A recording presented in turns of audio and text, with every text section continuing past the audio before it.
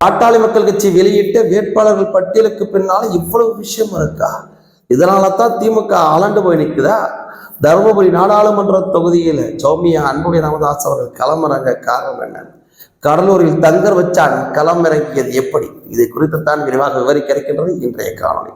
பேரன்பிற்குரிய தொப்புள் கொடுத்த தமிழ் உறவுகளுக்கு வணக்கம். நான் உங்க வயலாமூர் பார்த்து கொண்டிருக்கக்கூடிய பார்வையாளர்கள் சேனலை சப்ஸ்கிரைப் செய்தும் பெல்லைக்கான கிளிக் செய்தும் ஆதரவு தரும்படி கேட்டுக்கணும். திமுகவுக்கு தண்ணி காட்டியிருக்கிறாரே தமிழக பாலாளி மருத்துவர் ஐயா அவர்கள்.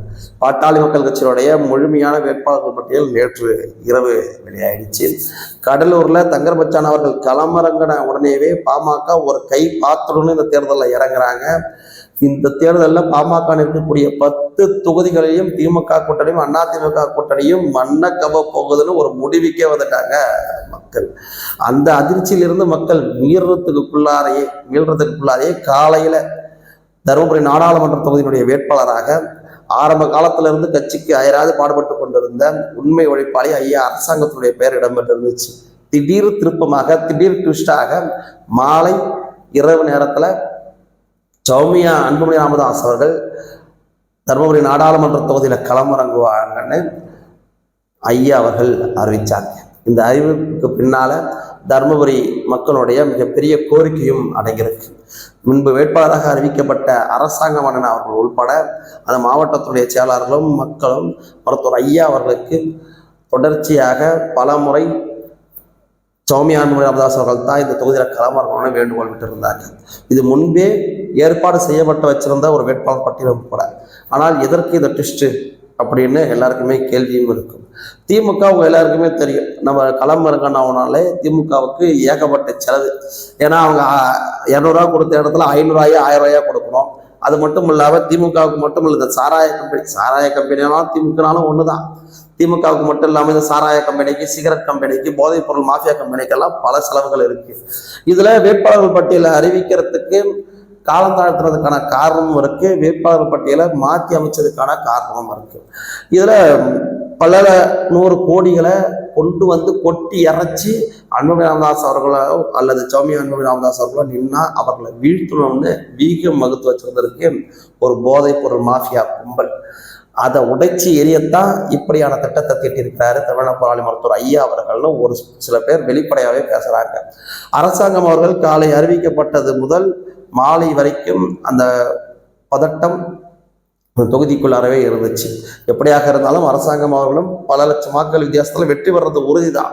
இருந்தாலும் எதிர்த்தரப்பினர்கள் பணத்தை கொண்டு வரலாமா கொண்டு வர வேண்டாமான்னு யோசிக்கிற நேரத்துல எலெக்ஷன் கமிஷன் தீவிரமடைகின்ற நேரத்துல கடைசி 20 நாள்ல பெரிய அளவில் இப்பயும் பணத்தை கொண்டு வந்து இறைப்பாங்க.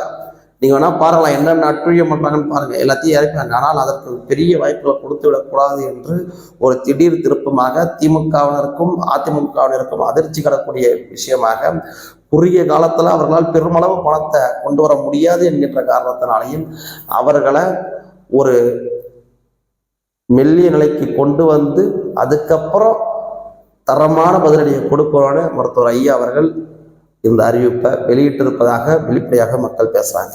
வேட்பாளர்கள் பட்டியலை பார்த்தா தெரியும், மருத்துவர் ஐயா அவர்கள் இந்த 10 நாடாளுமன்ற தொகுதியினுடைய வேட்பாளர் பட்டியலில் குறைந்து வைத்து 3 பேராவது பெண்கள் நாடாளுமன்றத்திற்கு செல்லணும். பெண்களுடைய உரிமை பற்றி பாராளுமன்றத்தில் பேசுறதுக்கு ஆள் இல்லை. வேற அந்த பெண்களும் தேர்ந்தெடுக்கப்பட்டு போன பெண்களும் அவர்களும் பேசுவதற்கு உரிமை அவர்களுக்கு கிடைக்கல. ஆனால் பாட்டாளி மக்கள் கட்சியில் இருந்து நின்று பெண்கள் பாராளுமன்றத்திற்கு போனால் அது ஒரு பெரிய ஊக்க சக்தியாக பெண் சமுதாயத்திற்கு அமையணும் மருத்துவர் ஐயா அவர்கள் கணிச்சிருந்தாங்க. அதன்படி 3 பெண் வேட்பாளர்கள் இந்த வேட்பாளர் பட்டியலில் இடம் பெற்றிருக்கிறாங்க. சௌமியா அன்புமணி ராமதாஸ் அவருடைய பெயரை அறிவித்த பின்பாகவே ஒட்டுமொத்த செய்தி ஊடகங்களும் ஒரு மிகப்பெரிய அளவிற்கான அதிர்ச்சியை கண்டு போயிருந்துச்சு. ஒரு தொகுதியினுடைய வெற்றியை இன்னைக்கே செய்தி ஊடகங்கள் வெளியிடவும் ஆரம்பிச்சுட்டாங்க. எல்லா செய்தி ஊடகங்களும் சௌமியா அன்புமணி ராமதாஸ் அவர்கள் நின்றார்கள் என்றால் 10 லட்சம் வாக்குகள் பதிவாகிறது என்றால் அதில் குறைந்தது 1.5 லட்சம் வாக்குகள் வித்தியாசத்தில் வெற்றி பெறுவார் என்று ஒரு செய்தி ஊடகங்கள் வெளிப்படையாகவே செய்தி வெளியிட்டிருந்தாங்க. அது உண்மையும் கூடத்தான். இப்போ போதைப் பொருள் மாஃபியா கும்பலும் திமுகவும் அதிமுகவும் கள்ள கூட்டணி தான், ஒண்ணுதான்.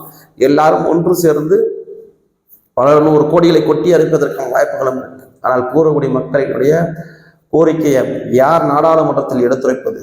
நம்முடைய மகராசி மக்களவைக்கு சென்றால் தானே அது முடியும். எனவே தருமபுரி நாடாளுமன்ற தொகுதியினுடைய வாக்காளர்கள், வாக்காளர் பெருங்குடியின மக்கள் யார் என்ன சொன்னாலும் நமக்காக யார் வருவார்கள் என்பதை அறிந்து வாக்களிக்க வேண்டுமாய் வேண்டி விரும்பி கேட்டுக்கொள்கிறேன். நமது சேனல் பணிகளுக்கு பங்களிக்க விரும்புவோர், வளர்ச்சிக்கு உதவ விரும்புவோர் கீழே கொடுக்கப்பட்டுள்ள ஜிபே, போன்பே, பேடிஎம் எண்ணில் தங்கள் பங்களிப்பை அளிக்கலாம்.